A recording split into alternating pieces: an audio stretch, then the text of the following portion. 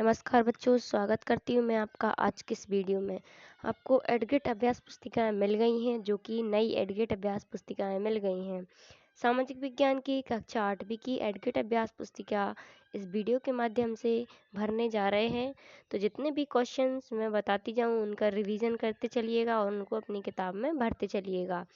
और अभी तक चैनल को सब्सक्राइब नहीं किया तो सबसे पहले चैनल को सब्सक्राइब करें और वीडियो को लाइक करें और कमेंट करना ना भूलें। और एडगेट अभ्यास पुस्तिका कक्षा 8वीं की है। एक वीडियो मैंने इसकी अपलोड कर दी है, जिसमें इसका पाठ 1 हमने करवा दिया था, जिसका नाम था कैसे, कब और कहाँ, जो इतिहास का था।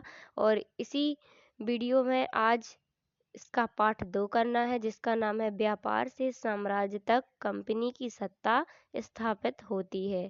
तो चलिए पाठ 2 इसका करते हैं, अध्याय 2, जिसका नाम है व्यापार से साम्राज्य तक कंपनी की सत्ता स्थापित होती है। इसका पहला प्रश्न देखते हैं क्या है। ईस्ट इंडिया कंपनी की शुरुआती व्यापारियों को किस नाम से जाना जाता है? जो ईस्ट इंडिया कंपनी के व्यापारी थे उनको शुरुआती किस नाम से जाना जाता है? तो इसमें फैक्टर फैक्टर ए नंबर का सही हो जाएगा और यहाँ पे आपको फैक्टर लिख देना है। फिर दूसरा प्रश्न है, फरमान शब्द का अर्थ क्या है? तो फरमान शब्द का अर्थ है शाही आदेश। इसमें ए नंबर का सही हो जाएगा और इस प्रकार आप यहाँ पर शाही आदेश लिख सकते हैं। फिर चलिए तीसरा प्रश्न देखते हैं क्या है। तीसरे प्रश्न में है, मालाबार तट किन वस्तुओं से व्यापार के लिए प्रसिद्ध था? तो काली मिर्च और इलायची। बी नंबर का इसमें सही हो जाएगा और इस प्रकार आप यहाँ लिख दीजिएगा। फिर चौथा प्रश्न है, प्रारंभिक ब्रिटिश शासन काल में प्रशासकीय इकाइयों को किन नाम से जाना जाता था? तो प्रेसिडेंसी। किस नाम से? प्रेसिडेंसी। इसमें बी नंबर का सही हो जाएगा, प्रेसिडेंसी। फिर पांचवा क्या है, कुशासन के आधार पर किस राज्य को ब्रिटिश साम्राज्य से मिलाया गया था? तो इसमें अवध अवध आ जाएगा, तो इसमें डी नंबर सही हो जाएगा। इस प्रकार आप यहाँ पे अवध लिख सकते हैं। आप देख सकते हैं 5 प्रश्न अपने हो गए हैं। नेक्स्ट देखते हैं छठवां प्रश्न, जिसमें क्या है, रिक्त स्थान की पूर्ति कीजिए। तो रिक्त स्थान में पहला क्या है, 1651 ईस्वी में हुगली नदी के किनारे व्यापारिक कंपनी ने फैक्ट्री आरंभ की थी, तो इंग्लिश। फिर भी ईस्ट इंडिया कंपनी को 1765 ईस्वी में बंगाल, बिहार और उड़ीसा प्रांत की दीवानी प्राप्त हुई। फिर सी है, सिराजुद्दौला की पराजय में उसका सेनापति मीर जाफर भी एक कारण था, है ना। फिर डी है, लॉर्ड डलहौजी के शासनकाल में गोद प्रथा निषेध या हड़प नीति चलाई गई। कौन सी? गोद प्रथा निषेध या हड़प नीति। फिर ई नंबर में है, ब्रिटिश कंपनी काल में सर्वोच्च न्यायालय की स्थापना एक्ट के तहत की गई, तो 1773 के रेगुलेटिंग एक्ट की, है ना। चलिए देखते हैं इसके बाद प्रश्न नंबर 7वां क्या है। 7वें प्रश्न में, एक पुर्तगाली यात्री द्वारा भारत तक पहुंचने के लिए समुद्री मार्ग का पता लगाया गया था, तो उत्तर में आ जाएगा इसके वास्को डी गामा। पुर्तगाल यात्री द्वारा भारत तक पहुंचने के लिए समुद्री मार्ग का पता लगाया था। इसके बाद 8वां प्रश्न है, इजाजत नामों से क्या आशय था?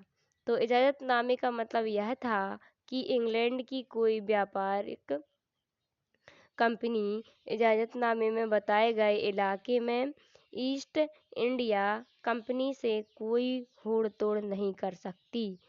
इस प्रकार 8वां प्रश्न हो चुका है अपना। नेक्स्ट देखिए बच्चों, प्रश्न नंबर 9वां क्या है, बक्सर के युद्ध के कारण परिणाम हुए थे, तो उत्तर में आ जाएगा इसके बक्सर का सबसे महत्वपूर्ण परिणाम भारत के सर्वोच्च शक्ति सम्राट शाह आलम, उसका नवाब वजीर व बंगाल का नवाब संयुक्त रूप से पराजित हुए।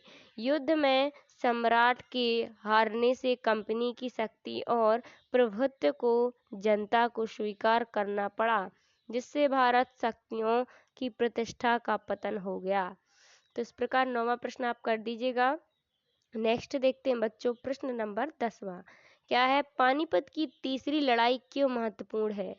तो उत्तर में आ जाएगा, पानीपत की तीसरी लड़ाई 1761 में अफगान आक्रमणकारी अहमद शाह अब्दाली और पुणे के सदाशिवराव भाऊ पेशवा के बीच लड़ी गई थी, जिसमें मराठों की हार हुई। यह मराठों की सबसे बुरी हार थी।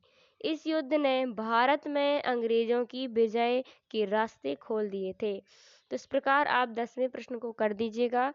फिर नेक्स्ट देखते हैं प्रश्न नंबर 11वां क्या है। प्रश्न नंबर 11वें में, यूरोप के बाजारों में भारत की किन वस्तुओं की मांग अधिक है?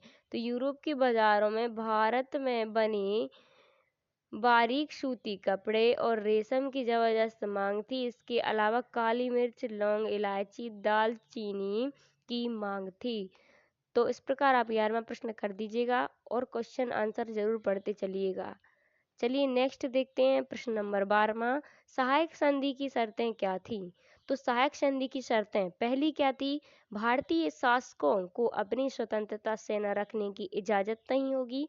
दूसरी, देसी रियासत कंपनी की अनुमति के बिना किसी अन्य राज्य से युद्ध संधि या मैत्री नहीं कर सकेगा। और तीसरी, देसी रियासतें अपने दरबार में एक अंग्रेज रियासत रखेंगे तथा रेजिडेंस के परामर्श के अनुसार यह रियासत का शासन प्रबंध करेगी।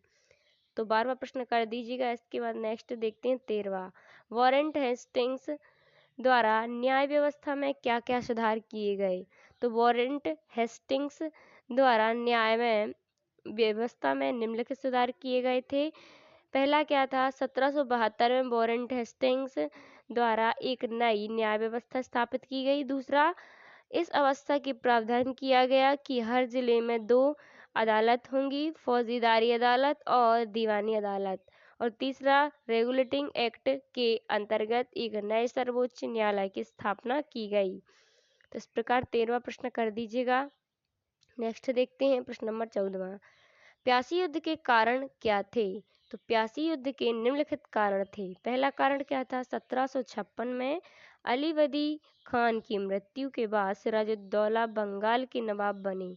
दूसरा, कंपनी की रियाजुद्दौला की ताकत से काफ़ी भय था, क्योंकि वह कंपनी को व्यापारिक रियासतों तथा अन्य सुविधाएं भी आसानी से प्रदान नहीं करते थे।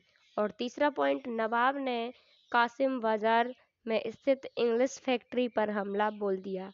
तो इस प्रकार 14 प्रश्न का आंसर कर लीजिएगा। नेक्स्ट देखते हैं 15वां प्रश्न क्या है, स्थानीय शासकों और कंपनी के बीच टकराव के क्या कारण थे? यह व्यापार हथियार की मदद से चल रहा था और व्यापारिक चौकियों को किलेबंदी के जरिए सुरक्षित रखा जाता था। अपनी वस्तुओं को किलेबंद करने और व्यापार में मुनाफा कमाने की इन कोशिशों के कारण स्थानीय शासकों से भी टकराव होने लगे। 15वां प्रश्न कर दीजिएगा। इसके बाद 16वां प्रश्न, यूरोप व्यापारियों कंपनी में स्पर्धा के क्या कारण थे? तो यूरोप व्यापारिक कंपनियों में स्पर्धा के प्रमुख कारण थे। पहला कारण क्या था, सभी व्यापारिक कंपनियां एक जैसी वस्तु खरीदना चाहती थी। दूसरा, सभी व्यापारिक कंपनियां अधिक मुनाफा अर्जित करना चाहती थीं।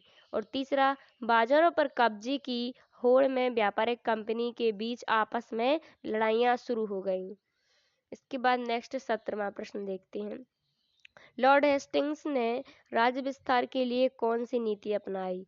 जनरल लॉर्ड हेस्टिंग 1813-1830 ने सर्वोच्चता की एक नई नीति शुरू की। इस नीति ने गवर्नर जनरल के भारतीय रियासतों के अंतर्गत आंतरिक मामलों में हस्तक्षेप करने और यदि आवश्यक हो तो उनके हथियारों को खत्म करने के अधिकार पर जोर दिया। यह हस्तक्षेप न करने की पिछली नीति के विपरीत था।